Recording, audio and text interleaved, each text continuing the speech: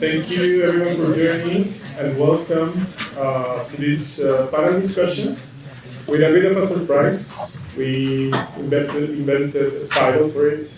Now it's Navigating Uncertainty in the Post-2030 Agenda. I hope you enjoyed. We have two wonderful speakers today, Dr. Prajal Pradhan, which is online from Nepal, and Professor Joanna Popescu, which is here with us today. Let me introduce Dr. Prajal Pradhan. He's an expert in food systems, climate change, and sustainable development with a background in agricultural engineering and environmental management. He's currently a coordinated lead author for the IPCC report and has contributed to key IPCC assessments, including the special report on climate change and land. Prajal is a visiting scientist at the Potsdam Institute for Climate Impact Research with extensive experience in research on SDGs, climate change, and sustainable development. Professor Joanna Popescu, here with us today, is a professor of hydroinformatics at the IHE Delft Institute for Water Education. Her research focuses on flood modeling, lake and reservoir systems, and water supply optimization. She's especially interested in using mathematical models to support better decision making and an active member of several professional and research associations. We have today myself, Henry Amorocho, and Gabriela Castrellon. We are going to lead this panel discussion, but we will start with a small presentation from the speakers, giving us a glimpse and a broad picture of what the research is about. We can take this as a starting point for our questions later. After they finish their presentation, we will have the questions that we prepare for them. But also, while we're asking the questions and while they're making their presentations, you can start already preparing some questions. We will have some time for that. So I would like to invite Dr. Prajal Pradhan to give us a very small introduction to his research and inspire us with these, with these insights. Thank you. Hello, everybody. Good afternoon. I hope you can hear me. We can hear you well. Okay, good. Yeah, thank you. So, what we are doing for last few years is research on SDGs. Basically, what we are trying to understand is that how we can accelerate progress on sustainable development goals. Yeah. So, sustainable development goals is a part of the 2030 agenda for sustainable development, which was adopted by the United Nations member countries in 2015. Now, and these sustainable development goals consist of 17 goals and 169 targets. These goals and targets interact in a complex way, consisting of synergies and trade-off. And what we see now is that we have like a 10 years that has been passed after the adoption of the SDGs. However, when we look at the current SDG progress, we can see that only one third of SDGs target are on track or making moderate progress. Two-thirds of SDG target are either stagnant or even making let's say regressed. Yeah. The bitter reality is that no country is on track to meet all the SDGs, whether it would be a poor country or a rich country like Netherlands. So in that context, what we are saying is that the next 5 years is very crucial, because in the next 5 years, which is there, we need to accelerate as much as possible the progress on SDGs. Yeah, and then the second point is also we have to also understand the effect of underachieving or achieving SDGs for long-term sustainability, because sustainable development goals are considered as a political agenda. So we have to also understand that achieving SDGs doesn't mean that we might be on a 100% sustainable world. So we have to also understand what could be the linkage between sustainability and the sustainable development goals. And then the third research agenda that we need that we shall focus for next 5 years is also to think about a science-based or more science-based post 2030 agenda, because sustainable development goals are there till 2030, and after 2030 there might be some different development agenda or a new development agenda that may emerge. And if you want to contribute to that development agenda and make that development agenda more science based, then we have to act now and develop a scientific understanding on that. So in our definition, we call sustainable development as a development where we build societal prosperity and foundation within planetary boundaries.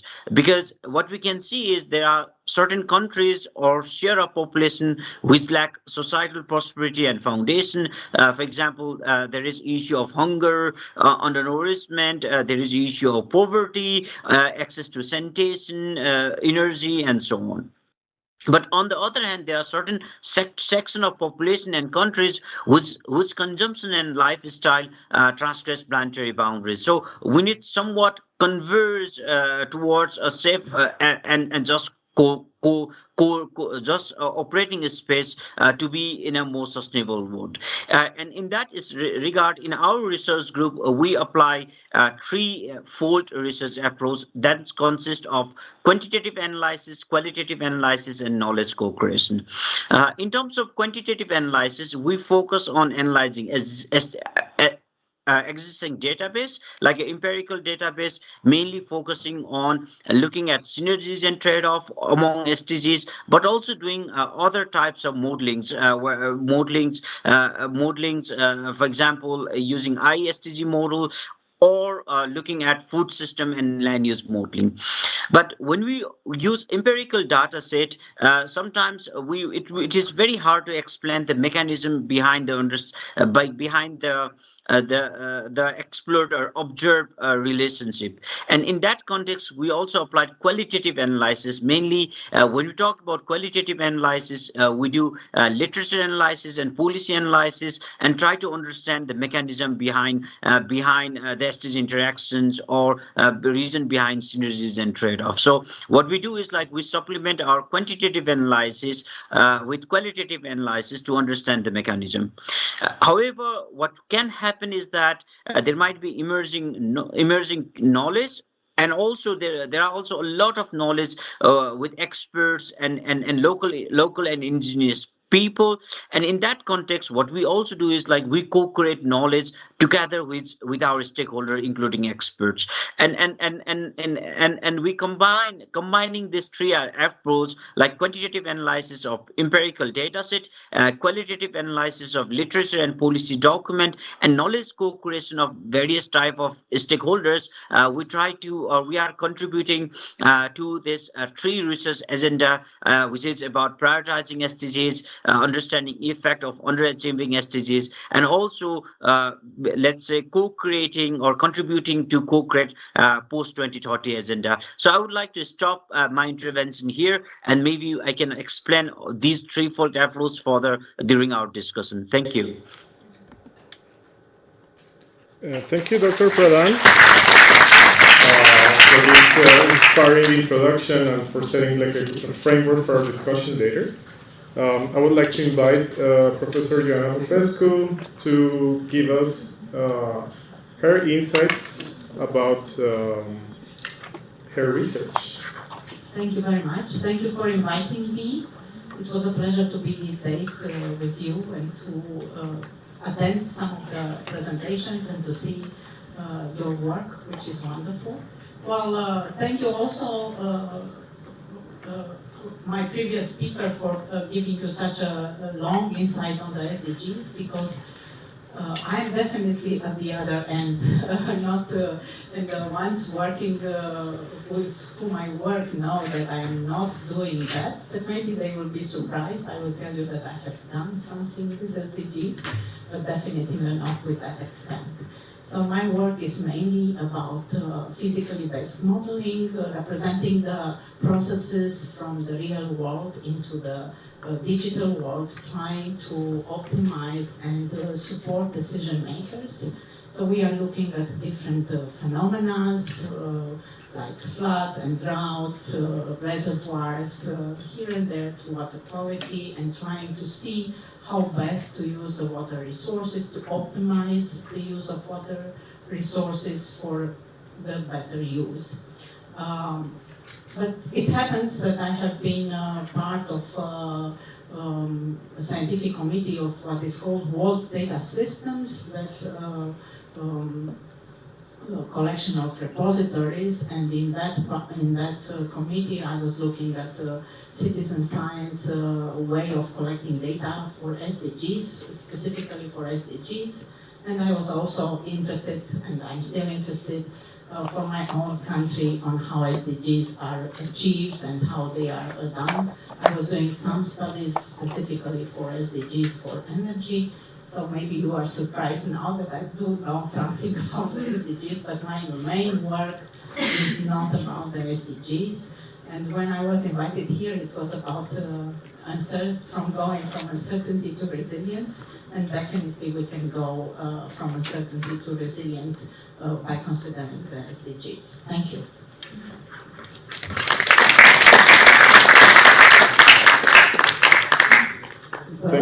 Thank you, Professor Popescu. And now I will give the floor to Gabriela, then we can start our discussion. Yes.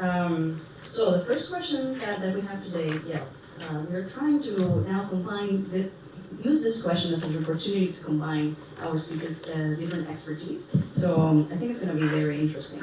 And the first question is going to be for Joanna. But a brief side question is that you mentioned your home country, but not clear, which your home country is. So that's the side question. But the main question is how the hydroinformatics framework can support the sustainability research avenues, namely prioritizing SDGs and understanding the effects of underachieving the SDGs. Thank you. Well, I thought that my name is representative for my country. I'm originally from Romania, and I think 60% of my co-nationals are Popescu, but I might be biased here. Well, thank you for the question. So there are several ways that hydroinformatics can support sustainability. First of all, as a framework in itself, because it combines all kinds of data that are lately coming from remote sensing, data from monitoring, data that are available in us as experts, and then all these combined with models and the possibility of trying different scenarios that gives the framework to go to sustainability. But what is the most important is that it combines analysis that comes from the data and models with a human factor, because nothing can be done just by technology. So whatever models we have, whatever data we have, if we do not involve people and decision makers and all the stakeholders involved, then nothing can go to sustainability. And hydroinformatics also provides these platforms of negotiation. There are collaborating ways, platforms of collaboration, co-designing models. Maybe we could consider that we know what is the best technical solution, but if we do not take into account what the others and the stakeholders consider that it is best for them, that's not a good way or a good approach. And hydroinformatics creates the platform to do these negotiations, to do the collaboration, to do co-design. So I think that that's the way that hydroinformatics responds to your question. Is there something more in the question? know if there was more, and I didn't pay attention. No, I think you even went as far as answering another question that we had in the panel. You're giving us a hard time. Yes. So thank you. So now I'd like to give the opportunity to Dr. Prajal to also answer the following question, which is more geared towards both of you. Both speakers suggest a model-based approach to sustainability. In case of Dr. Prajal, is the integrated assessment models, which he mentions in one of his latest papers. And Professor Popescu mentions the digital twins and in the framework of hydroinformatics. So the question for both of you is, how are these approaches related or if they are different from each other? Dr. Prajal, did you hear the question? Yes, I hear the question. Do you want to respond in this question? You can start, yeah. Okay, good. Yeah, thank you. Yeah, so, I mean, it's a bit tricky to compare these two different things, not digital twin and integrated assessment model, because when you talk about digital twin, then a digital twin could be of different things, like for building, but when we generally we are talking about integrated assessment model. I'm also hearing some echo, so if you mute your mic over there, one of those, that would be better. Yeah. Okay. Yeah. So when you talk about like integrated assessment model, we are talking more about this integrated impact assessment, impact assessment generally, which is more at the global scale. Now, so when we talk about sustainability, maybe I would like to touch a bit more upon also this prioritization of SDGs. Now, because we have to understand like what the difference between what is prioritization and what is cherry picking. Now, because there is always a prioritization from policymaker whenever they are making a decision, yeah, and this prioritization could be based on different regions, like based on different policy priorities. Now, and this is the case when we talk about SDGs, because there are 17 goals, there are 169 targets. Now, but whenever we are talking here about prioritization, we are talking about prioritization in a systemic way, looking at synergies, looking at trade-offs. Because when we look at SDGs, there are certain SDGs or certain relationships where we can see a lot of synergies. Now, for example, let's say agriculture in Netherlands. Now, so what we can do is we can develop our agricultural system in a very intensive way to produce a lot of food. Now, and in that case, the agriculture could contribute to SDG 2, which is zero hunger, but we'll have a trade-off with SDG 15, life and land. But in contrast, if instead of doing intensive chemical-based or agrochemical-based agriculture, if we do more agroecological-based agriculture, regenerative agriculture, we can also provide food with SDG 2, contributing to SDG 2, but also it will have positive effect for SDG 15, life on life and land, and also positive effect on our water bodies, yeah, life underwater, yeah. So we have to understand this systemic relationship among different SDGs, which depends upon the strategy we take, yeah. And based on this systemic view, we have to see as a network of SDGs and systemically prioritize those which has a larger effect across the whole goal. Yeah, and one of the way to look at this systemic prioritization could be based on integrated assessment modeling approach. Now, even though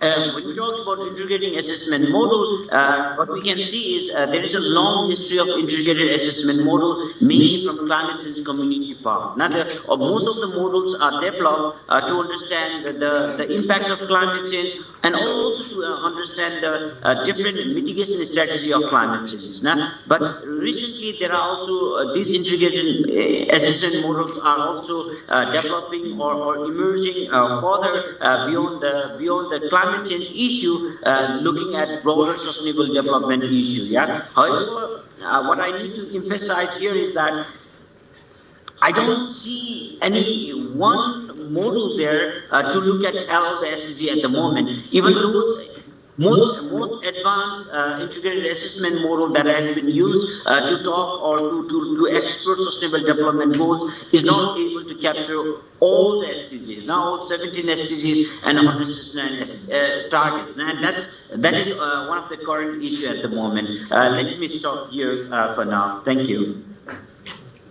Thank you. Yes, and yes, the follow-up question for Joanna would be, yes, now how a digital twin of a river basin is... Would you please unmute yourself? Otherwise, I can't Yep. hear you.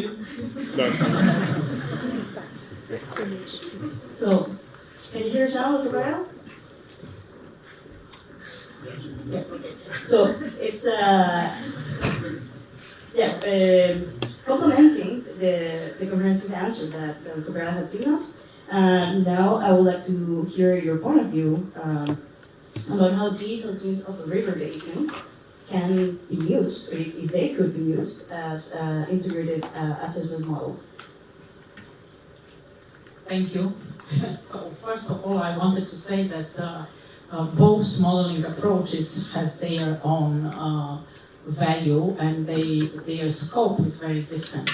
So if I look at a digital twin scope is that it will be able to give you results and data at a very detailed temporal step and also spatial steps, because it will incorporate details in the model of situations that were in the past or that are now ongoing or in the future, while the integrated assessment models are working at a very large scale and with definitely just recomputed data, not with real data. So that's so it can be they can be used for very long-term planning, while digital twins can be used for operational purposes, for planning, for short-term planning, even for long-term planning, for scenarios. So that's the difference, and also approaches and advantages. At the river basin scale, I would say that doing the digital twin and modeling as much as possible the processes, you need to have a scope of your modeling or digital twin. You cannot do anything unless you have a clear scope on what the digital twin will address. There could be integration and interactions with different other scopes within the digital twin, but you need to have a very clear defined scope. No model can be used without having a clear scope, because then the level of detail, the level of temporal detail or of spatial detail, I'm talking about the river basin now, matters a lot. If it is used for water allocation, if it is used for flooding, if it is used for droughts, definitely the digital twin will look different. It will look at different types of data inputs. So all these matters a lot. It can, at the time, address other problems, but it matters a lot, the objective of the digital twin. But as I say, they can be used operational, they can be used for planning, they can give you details spatially and temporally for many variables, and that is a big advantage. Of course, there are disadvantages, and that is why I'm saying there are values in both approaches. Yes, thank you.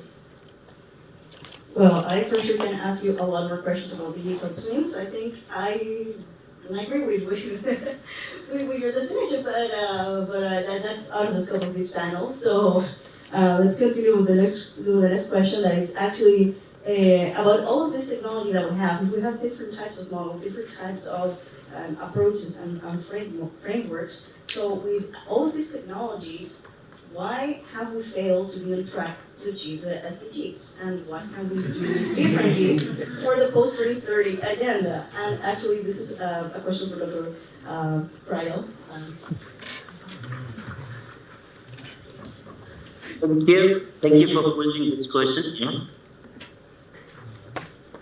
This is really an interesting question, yeah. So even I would go one step back or two step back here, now, because when we talk about sustainability, the first time the word sustainability was coined in around 1700. Now we see in the literature regarding forestry by the German scholar, he was the one first using the word sustainability in terms of forest management. Now, an international discussion, we are talking about sustainability for last 50 years. Yeah, the first time we talked about sustainability was in 1972 during the Stockholm conference. Now, so my question is that we are talking about sustainability in academia for last 300 years and in international negotiation for last 50 years. And still we are not in sustainable world. Why is that? Yeah. If you talk about the technology, like I'm here in Nepal and you all are there in Netherlands, nah? Before COVID, we could not have imagined that this is possible. Nah? How a technology can be disseminated or can be adopted in a such fast way. But the concept of sustainability is not, even though we are discussing having an academic debate for last 300 years and a policy debate for last 50 years. And why this is the case? Nah? And my answer here is like this is the case because even though we call sustainability as a interactions or interplay between societal, economic, and environmental development, what we are doing is like we are pushing for one or other. Yeah. For example, there are people, there are communities, or there are countries who either push for economic development or environmental development or societal development. Yeah. Not looking at three development together, not looking at their interaction together. Because whatever strategy we choose, there are some synergies, there are some trade-offs. And if we choose the right strategy, what we can do is like we can foster the synergies among socio-economic and environmental aspect of development. If you choose the wrong, if you choose inadequate strategy, we may have economic development, but this economic development would undermine our environment. And with the economic growth or the money we are making out of our business will not generate the societal wealth here, then that's also a problem. So my answer for your question is that we are not sustainable because we are not looking at this socio-economic and environmental dimension in a holistic way. Yeah, we are still not crossing the disciplinary silos, and we are not giving enough emphasis on the issue of synergies, issue of trade-off. For sustainability, we need to tackle the trade-offs, yeah, and we have to foster the synergies, yeah. So far, this is the missing, yeah. And even when we talk about models, our models are not able to capture holistically these synergies and trade-off, and whenever I'm talking about synergies and trade-off, I'm talking about balancing the three dimensions, yeah, not pushing one dimension for other. Let me stop here. Thank you. Yeah, thank you for your answer. So I have a follow-up question for Joanna that ties a little bit back to the first question that you kind of half answered. But hearing Dr. Prajal, this is not an issue about technology, it's an issue about people. And how we need to maybe communicate better. So I want to ask, how can the hydroinformatics framework incorporate the knowledge co-creation while also effectively communicating model uncertainty to stakeholders and decision makers? Thank you.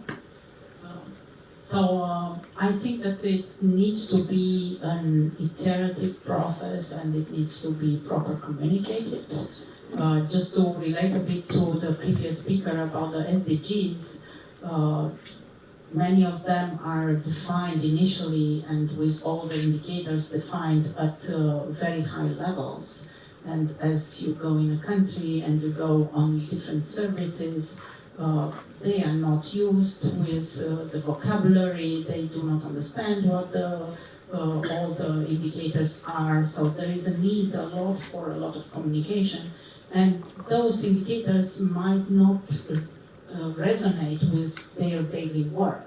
And then that's partly why there are many other reasons, but that's partly why we are failing maybe in the SDGs. That's my own perception. And then it's part of communication. So that's where hydroinformatics can answer that. So when a project is started and the modeling approach can be in support to answer a certain problem, definitely if the stakeholders are involved, a lot of discussions and workshops can be carried out, and we will learn a lot from them. And then all their ideas may be incorporated in the model, then we go back and we discuss. And I can give you an example that we are actually just now working with Christiane, so that we are looking at flooding in a catchment here very close by. And while we were thinking of different indicators to define how to evaluate the performance of nature-based solutions in such a catchment against flooding, while talking with the stakeholders, we realized that they are interested much more on how the soil is what is the humidity in the soil, if all the machineries that are doing agricultural work will sink or not in the soil. So these are data that we are able to extract from the model, but we were not thinking initially that they are interested or that we should represent that. And then through these discussions, we could come back and we could really extract from the model this type of information and present it back to them. Then you have again discussions with the stakeholders, and then there are they can say, oh yes, indeed, that's what we wanted. We want to know it on a larger scale or for a certain period of time. So there is an iterative process and the answers. So it's learning both ways. It's not coming just top down, we know how to model and we will show you the results. It should be, we really need to learn from you what you need, because that's the only way to use it and to create further usable information and how the models will be. So that is where hydroinformatics comes, and where definitely you need to involve the human factor, the stakeholders, and to have a lot of discussions with them. And many of these will relate to SDGs as well. I cannot. Thank you, Joanna, very much, and thank you, Dr. Prajal, also online, for the deep answers, reflections, insights. We are reaching kind of the end of our panel. I think the planned questions, our planned questions, but we are very keen to receive your questions, so please. This is a small reminder for you to prepare your questions, and while we ask the last question that we prepare. So yeah, given all these uncertainties in data, models, scopes, scales, future trajectories, you know, Dr. Prajal talked more about like a global level kind of analysis, and Professor Popescu talked about a more detailed and, let's say, a local scale and a specific analysis. What concrete steps can policymakers and practitioners can take to align SDGs, national SDG strategies with a safe operating space defined by the planetary boundaries? So this question is related to the scales, connecting the local to the global, and connected science to policy. So I would like to invite Dr. Prajal to answer this last question. Thank you. Interesting question as well. Yeah? Because sometimes we keep uncertainty as an excuse for inaction. So 2 weeks last week we had a workshop in University of Groningen, yeah, where we brought civil society, business, and also policymakers together. And during our workshop, we discussed a few things, and one of the thing we are talking is about when we talk about SDGs, it's also about implementation. Yeah, it's also about action. And I would say that for many of those sustainability debate, yes, there are uncertainty in science, but also we know enough to act. And I would say like inaction is a main problem here. And science is never perfect because science itself is evolving, yeah, and science will continue to evolve with new facts and figures. But at the meantime, in terms of action, we need to act now. And I guess that is somewhat missing in the process. Saying and then.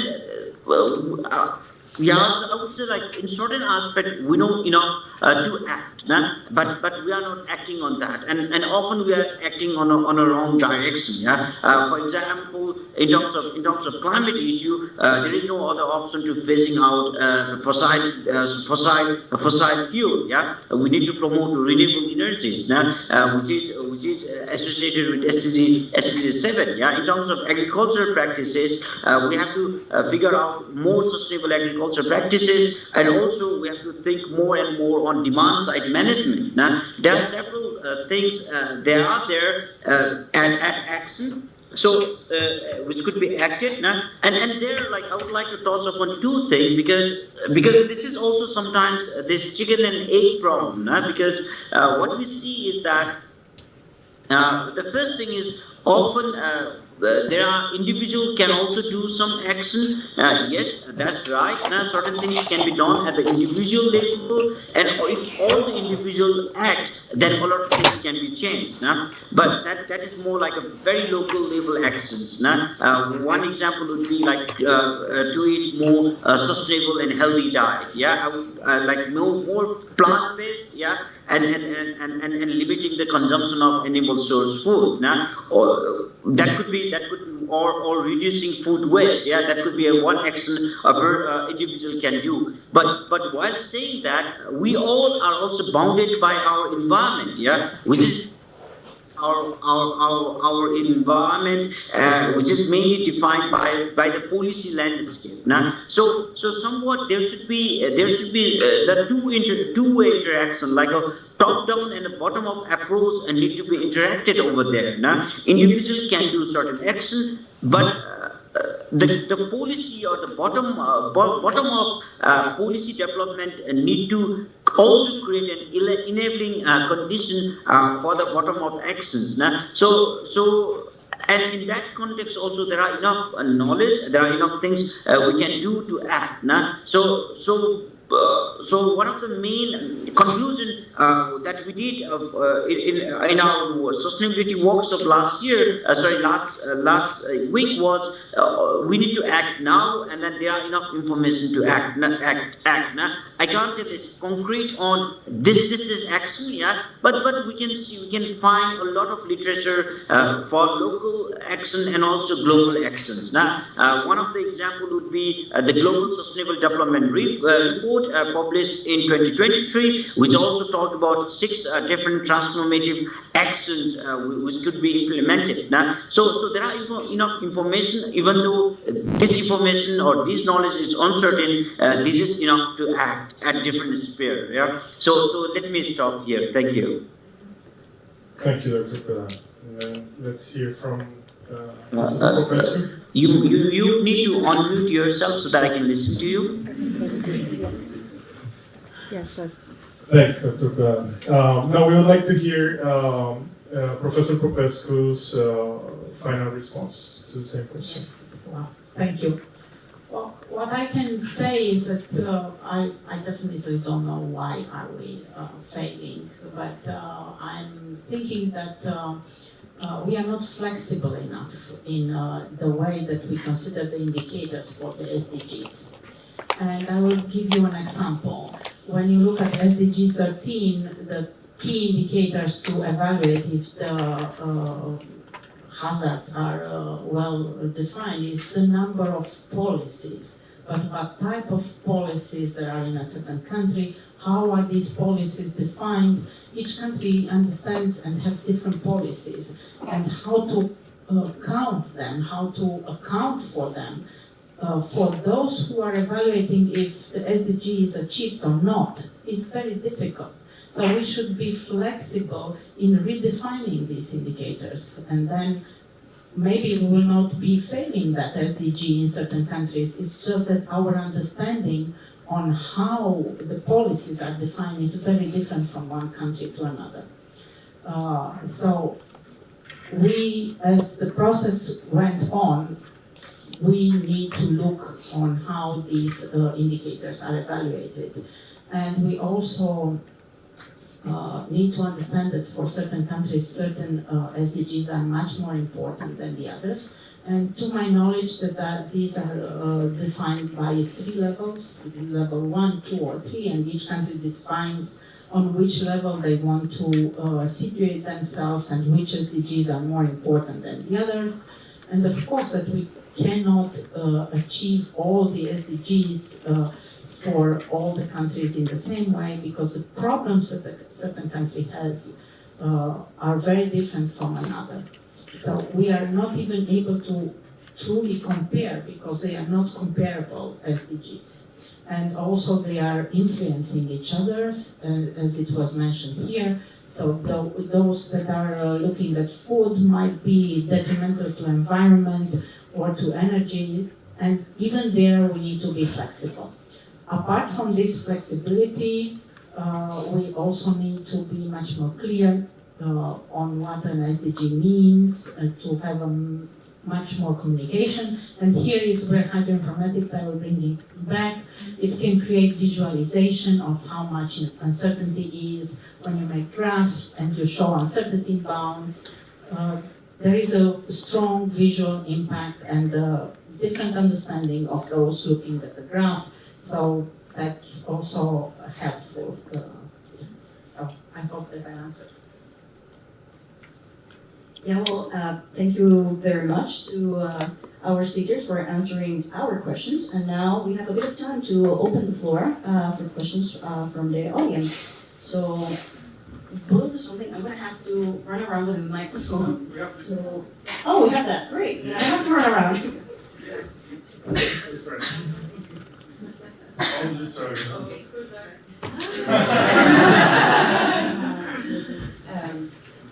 Can you hear me? Oh, yeah, can you hear me now? Excellent. All right, thank you so much. Super interesting discussions and a lot of ground covered. But I have a very pressing question, and I wonder if it was something that you perhaps did not look at or consider, or that you forgot to talk about. But for me, or at least on how I see achieving the SDGs, I think this is, I mean, you've probably heard, I'm very much a fan of community-based information and local knowledge and data and stakeholder involvement, etc. Technology I find amazing as well, and individual behavior change too, but reaching the sustainable development goals, I mean, this is very much related to political will and funding as well, and considering the global situation and these billion, I don't know even how much money losses of the United Nations through WHO and USAID and a lot of programs to move towards reaching the SDGs entirely stopped, and similarly worse, also monitoring towards checking the progress stopped entirely as well. Major data collection instruments entirely stopped. So isn't that a major issue too? So, who wants to take this challenging question? Dr. Prajal, Professor Popescu. Do you want me to start? So I'm not sure that you put a question or you made a statement. No, well, I think it's both. I wonder. Well, I would think this is one of the major issues.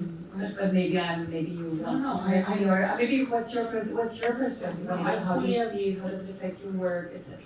Well, I think that through my presentation, I was trying to say that through my talk, I was trying to say that unless people understand what it is about and you work with them and you explain, and then you will never have SDGs that are successful. So you really need to explain locally, definitely locally, because they have their own problem, and let alone to report for SDGs. So definitely everyone needs to understand what it means. And I think monitoring stopped because the way that monitoring was done was overwhelming and not always understood by those who were reporting. If you look at SDG 6, about 643, 642, the custodian agency is FAO and collects data, but if you go into FAO's data and you try to understand for each country what type of data they have, majority of the data is just estimated and projected and calculated by them. It's not coming from reporting, though the countries are reporting that. So that's one of the reasons of stopping it and not being successful, because whatever one reports, they will go into that public databases and they will see that their data is not there. It's something else. And maybe it's their data, recomputed, recalculated. But if communication and explanations are not in place properly and with a lot of collaboration with those reporting, then it will go on different parts. Maybe Dr. Prajal wants to reply as well? Yeah, so what I understood a bit is it's a bit about local knowledge, it's a bit about data and monitoring. So there was a bit comment related to that because the sound was not so clear here. Here, following the previous comment, I would like to highlight that. So I would like to focus on the bright side, because there is a lot of things to complain about. So before 2015, there was a definition of sustainable development saying like balancing the need of present generation and not compromising the need of future generation. Saying that SDG, sustainable development is the balance of balancing environment, society, and economy. But we don't have any clear numbers or clear targets over there. But what we managed to achieve in 2015 is to provide at least some sort of escalation about sustainable development, which is not perfect, but there is something, something in terms of targets, in terms of goals, and also in terms of agreed indicator. And in the last 10 years, yes, data is a problem. At least there is also still the data gap, but at least there is some progress on filling those data gaps.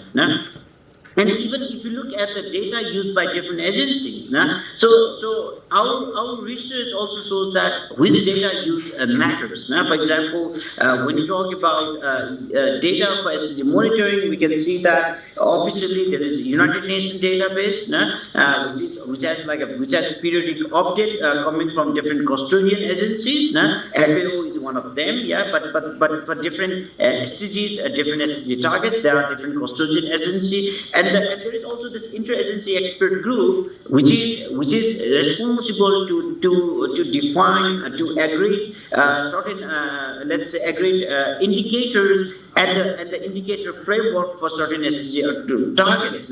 So they are working over there. There is also Sustainable Development Solution Network, which is publishing every year SDG index report, and which have around 120 to 25 SDG indicators there. So besides that, every country are free to define their own indicator set for their own SDGs, because the global SDG is a framework, and based on this framework, every individual countries are free to define those SDG targets. And if you look at Netherlands, definitely Netherlands also has their own reporting system for SDGs, where Central Bureau of Statistics link its different statistical data with different SDGs. Whenever possible, it is also done at a target level. Unfortunately, in Netherlands, this is not done for the province, but we can see that for SDG target. And we have a master student doing a master project linking statistical data from province to SDGs. In terms of China, we can see different data for SDGs linking at a provincial level, yeah, not from the government, but there are many studies where personally I'm also involved, where there are SDG data that is linked with cities in China, provinces in China, and also provinces in China, yeah, and we can also see the city level, province level SDG data in different countries, nah? So there are some progress, yeah, but still a lot of things need to be done, yeah, and let's hope that we all can contribute there, because as a researcher, it is also our duty and it's also our responsibility to contribute here as well. Let me stop here. Yes, thank you, Dr. Prajal. I will take two more questions because time is running out. Let's take another question because yeah, we only have. We can do it because the first week of the pandemic, we can switch off the world if we want. But if we want, that's the question. And the other side is that we have the Green Deal on European level. We have taxonomy, CSRD, but on the first hand, on the other hand, we have now the omnibus to slow it down and simplification and everything. So also there the question, do we want it? Yes, we can do it, but do we want it? In a couple of weeks, I'm in a room of rich people, and the subject is impact investing. What will be the message for you to ask them? So I think this question is for Dr. Prajal. Yes. Would you please repeat the question because it was a bit hard for me to understand? I'm in a couple of weeks in a room with rich people, and the subject is impact investing. They see a responsibility for them to act, to give some solutions in a financial way. What will be the message for you if you are there too? So if I understood correctly, it's about impact investment, yeah. So what we can see is that there are two things. I'm also bringing this message from our workshop last week, because I'm not the investment or finance guy. But one of the messages during our discussion was in terms of financing. The thing is that the first part is that we it's not about like looking for new finance in terms of sustainable development. The main issue is that we have to channel the current financial system to a more sustainable framework, yeah, and also we have to also understand the economics of sustainable development, because now our economy is that whenever there is, let's say, war, there might be profit for certain communities, certain people. If whenever there is oil spill, there is a growth in GDP. So this might be a problematic over there. So what we need to do is that we have to tag our budgetary system in a way that it linked to different SDGs for sustainable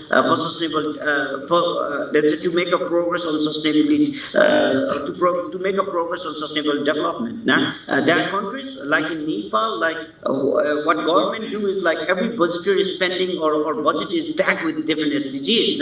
And first time I would say like the first would be to do such tagging to understand where we are spending our money, yeah, and until and unless we understand where our money are gone, which sort of investments we are doing, then it will be very hard to rechannel that money in a right way, yeah. And often we are arguing that we need more money, yeah. Yes, we need more money, but at the meantime we also need to reflect on where our investment is going and how to rechannel that more money in the right way, yeah. Since I don't know much about the investment, I will not make further comment here. Thank you. All right, let's take the last question. Who will be privileged? Yeah.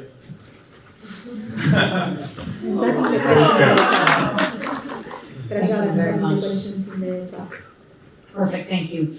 I have a question that was building on a comment that Iona you made towards the end, and I was wondering how can we navigate the challenge of finding common language while not losing the nuance of the localized languages and the localized understandings of problems and the priorities. So I'm going to leave it at this. Oh, it's very, it's hard work. It's a lot of coming up together and define and explain to each other again and again. You should not think that from one meeting people understand what is our language, or we understand the other ones. So we really need to meet a lot of time. It's an iterative process, and do it again. And we need to be flexible. This is what we need to accept the opinions of the others, and we need to pose our opinions, and then slowly we will converge to the same language. And hydroinformatics can help that.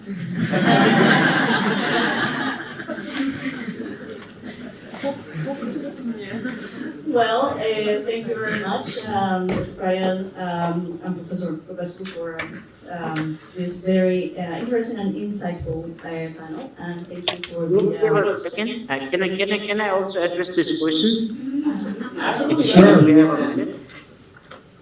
Go ahead. Yeah.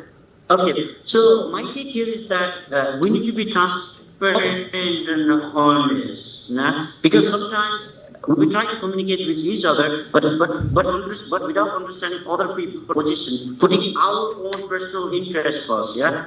Here, personal interest means like it might be an interest of a country, interest of a profession, yeah, or interest of a business community. Nah? So we have to drop our interest and also see others' point, nah? And we have to more focus on the common interest. Nah? Because if we are more honest from our heart, yeah, and transparent about our interest, things could be much more positive, yeah. And often things are done with hidden interests which are not disclosed. Nah? We should not hide our interest. We have to make our interest transparent, yeah.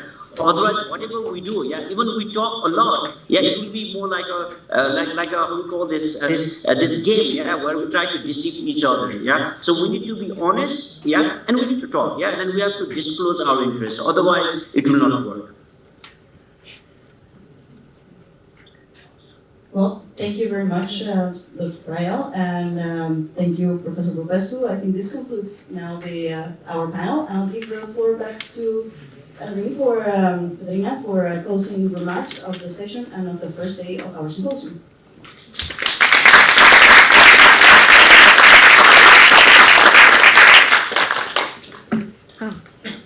Just because I'm here then. Yes, we can continue with the networking drinks downstairs at the bar. We will have a couple of performances, so please join us there. And we see all of you hopefully tomorrow morning at 9 a.m. for the Boston competition. Please come because there will be more people coming that could not make it today, so you can connect with your colleagues as well. Thank you so much.